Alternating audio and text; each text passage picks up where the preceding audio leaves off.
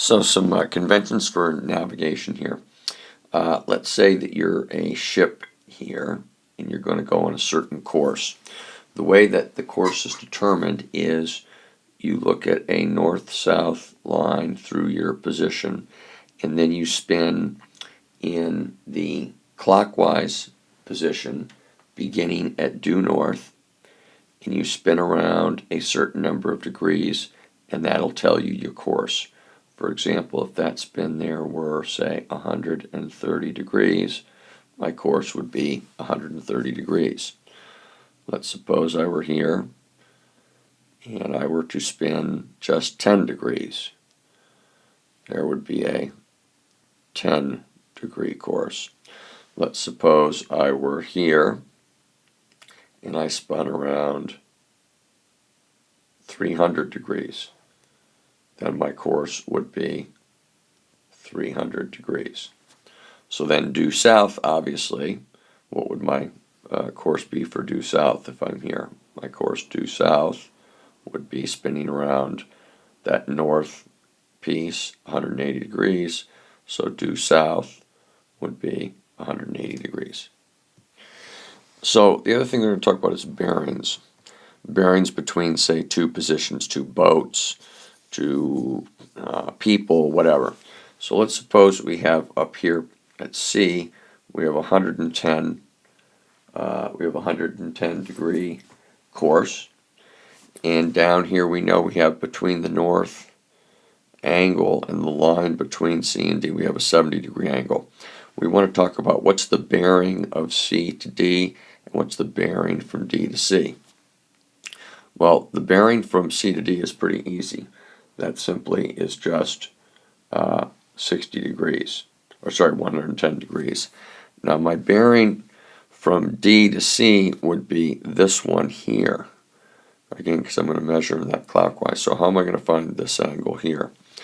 Well, we've got parallel lines, so that means we're going to be able to get alternate interior angles congruent. So that means we've got a 110 here. And then if I come all the way around to hit that bearing from D to C, it's going to be 180 plus 110, or 290 degrees. So my bearing from D to C is 290, and my bearing from C to D is 110. So let's say from some point I'm surveying, I want to talk about heading up in this direction. Surveying convention means you first want to consider whether you're going north or south. So in this case, I am clearly going to the north side of the east-west line. So north is going to come first. And then the next question is, how many degrees am I going toward either west or east? And let's say I'm going here 35 degrees here toward the west. Then I would simply say north 35 degrees west. So here's another example, again from some point here. Let's say I'm heading in this direction relative to our north, south, east, west positions.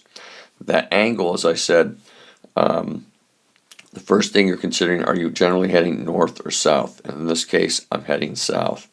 And then the angle is measured from the north-south line, not the nearest line, but from the north-south line. So let's say that this angle here measures 80 degrees. So I would be heading south 80 degrees east. That would be my direction here for surveying convention. So let's take a look at a problem. Suppose you've got a plane fly 600 kilometers in a course of 300 degrees. So to set that up first, we're going to look at we have our north-south line. And if I'm here, let's say, and I'm going to plot a course of 300 degrees, that means I'm spinning around 300 degrees. So I'm going to be heading up somewhere up here. And if I've spun around that 300 degrees, I know I have left up here 60 degrees to get to that north line. Then what does it say I do? It then says you fly south for a while. So I get up to here, and then I'm going to fly south for a while, due south. Finally, I fly back to where I started from, and I know that angle that I fly back to where I start from is on a 40-degree course. Well, a 40-degree course would be spinning around 40 degrees from my north-south line, so that would be 40 degrees here. And I know that I went 600 here. And the question is, how far did the plane travel? So basically, how far did the plane travel? I know it traveled 600. What it boils down to is I got to find the length of this side and find the length of that side. Do we note that we have a triangle? Do we note that if we're trying to find two lengths of a triangle, law of sines or law of cosines might come into play? Well, let's see what happens. The first thing to notice is you got parallel lines here. And with parallel lines, you have alternate interior angles congruent. So I know then that I'm going to have up here, I'm going to be able to get a 60-degree angle up here. So now take a look at that triangle. I have all set up for me to do a law of sines because I have angle, angle, side. I have an angle and side, angle opposite side pair. So I could set up sine of 40 over 600 equals sine of 60 over this length. And I know that the sum of the angles in a triangle is 180. So 60 and 40 is 100. So I know then that I have left an 80-degree angle here. And again, I can repeat and use the law of sines. Sine of 80 opposite this length equals sine of 60 opposite this length equals sine of 40 opposite that length. So it basically boils down into a law of sines problem. So there's a typical navigation type problem. Okay, so number 17 on page 363.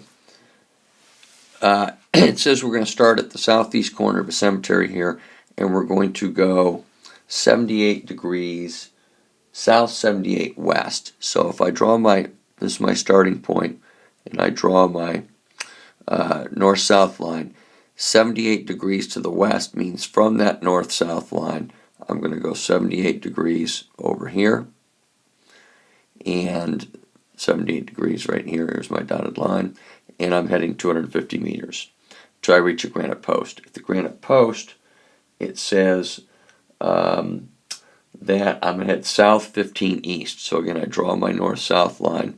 I've got a 15-degree angle here, and I'm now going to go 180. And I want to make that 180 look fairly close to the 250.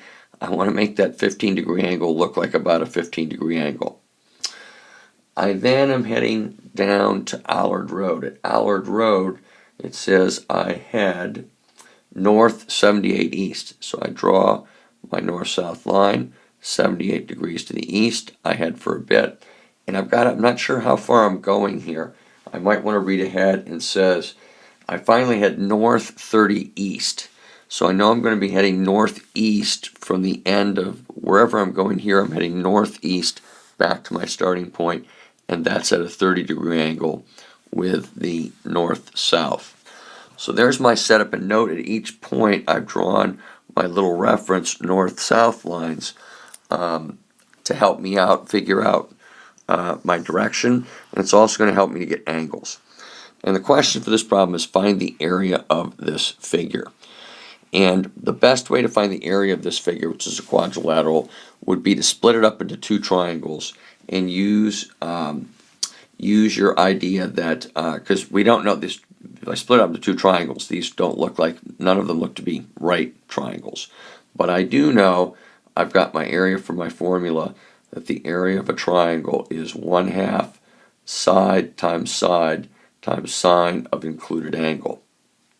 So at the moment, for example, I have up here a 250 and I have a 180. And if I could find this angle right here, and I were to draw and split this down here, I could perhaps split into two triangles, find the area of this triangle here, and then find the area of the other. Now the other thought is, I've got two diagonals I can split into. I could split this way or I could split this way. And what I'm going to have to do in each case, though, is I'm going to have to apply perhaps the law of sines and the law of cosines to find a missing side length or a missing angle. Now, I also can use alternate interior angles to find angle measurements. Note if I have a 30-degree angle here with this north-south line up here, I'm also going to have a 30-degree angle as well by alternate interior angles. So if the whole angle here is 78 and this part of it here is 30, then I'm going to be left with a 48-degree angle here. So let's take a look at another slide. We'll clean this up a little bit, make it a little bigger, and we'll see what we can do to measure in some side lengths and or angle measurements and see how we can get this area. Again, we want to use this formula.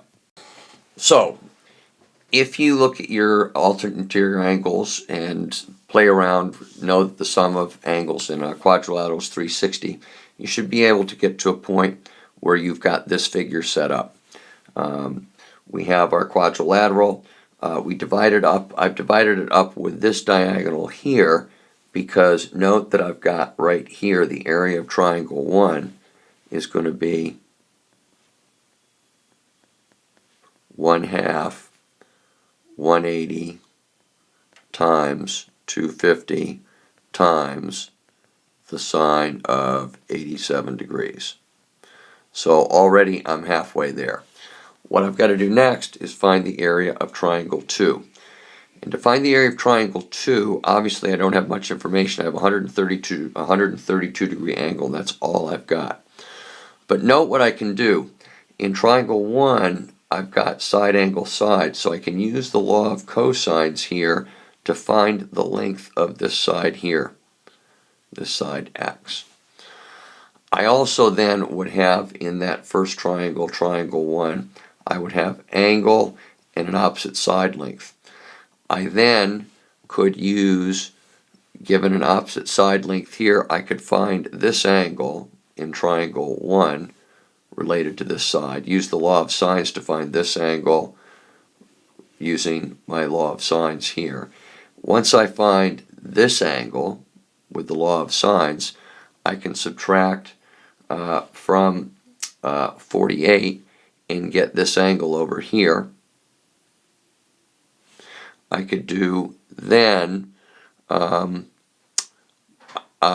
got, let's see, to find the area of triangle 2, I've got an angle here, I've got an angle here, subtract from 180, that's going to give me another angle down here. I've got a side here in triangle 2. I could find this side here now, this side y, by using my law of sines, by saying that x over 132 equals triangle over y. Find the length of y, and then I'm going to be able to find the area of triangle 2 by simply doing 1/2 x times y times the sine of the angle I got up here.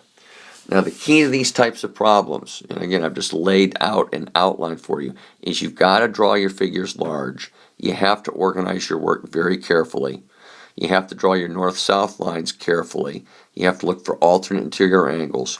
You've got to be willing to use the law of sines and law of cosines to get lengths or angles that you need to use your 1/2 AB sine C formula to get the area of triangles. And once you get the area of each triangle, you would have the area of your quadrilateral section. So they're long problems. One of these problems could take you 10 minutes to do if you're working carefully. It could be a 10-minute problem.